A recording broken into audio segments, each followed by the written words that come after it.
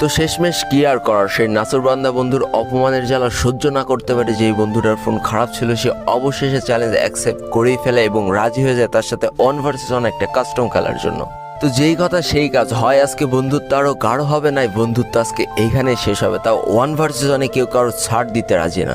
প্রথম ম্যাচে যেই বন্ধুটার ভালো ফোন ছিল সে জিততে পারলো, দ্বিতীয় ম্যাচ কিন্তু ঠিকই সেই যার নষ্ট ফোন সেই জিতেছিল।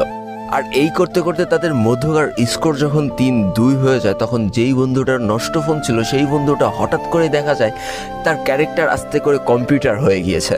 তো যেই বন্ধুটার ভালো ফোন ছিল সে তো অলরেডি 3-2 এগিয়ে গিয়েছে, সে অলরেডি নিশ্চিত হয়েই গিয়েছে যে তার বন্ধু তার সাথে কোনোভাবেই পারবে না, এবং সে হয়তো ভয়তে গেম ছেড়ে চলে গিয়েছে, তাই তার ক্যারেক্টার কম্পিউটার হয়ে গিয়েছে।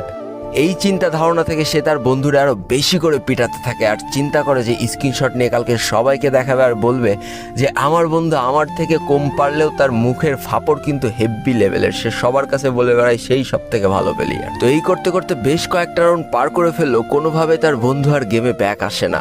এবার তো তার বন্ধু আরও নিশ্চিত হয়ে যায় যে তার বন্ধু হয়তো ভয়তে তল্পা গুটিয়ে পালিয়েছে, তাই সে গেম প্লে শেষ করে সে তার বন্ধুকে ইচ্ছা করে ফোন দেয়। কিন্তু দুঃখজনক বিষয়, বেশ কয়েকবার কল বাজার পরেও তার বন্ধুর কোনো সাড়া শব্দ পাওয়া যায় না। 15-20 মিনিট পর তাকে খেপানোর জন্য আবারও যখন বন্ধু তাকে ফোন দেয়, তখন হঠাৎ করে সেই বন্ধুর বাবা ফোনটা রিসিভ করে কাঁদো কাঁদো কণ্ঠে বলে ওঠে যে তার সন্তানের কারেন্ট শর্ট করেছে আর তাকে ডাক্তারখানায় নিয়ে যাওয়া হচ্ছে। মুহূর্তে তার বন্ধুর মাটির তলা থেকে পা সরে গিয়েছিল যে তার ভুলের জন্যই কি তার বন্ধু আজকে কারেন্ট শর্ট খেয়েছে। আর শুধু তাই নয়, তার 1 ঘন্টা পরে নিউজ আসে তার বন্ধু আর এই পৃথিবীতে বেঁচে নেই। এই কথাগুলো যখন সেই বন্ধু আমাকে বলছিল, তখন তার চোখ দিয়ে অনর্গল একের পর এক পানি পড়ছিল। দেখো, এই ভুলটা আমরা অনেকেই করি, অনেকে চার্জে লাগায় গেম প্লে করতে থাকি,